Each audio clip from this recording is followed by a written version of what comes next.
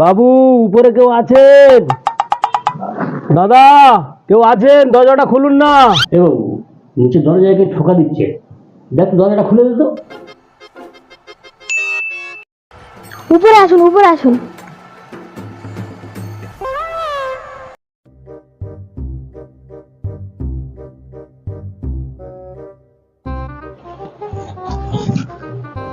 দাদা, আপনি কোন অফিস থেকে আসছেন?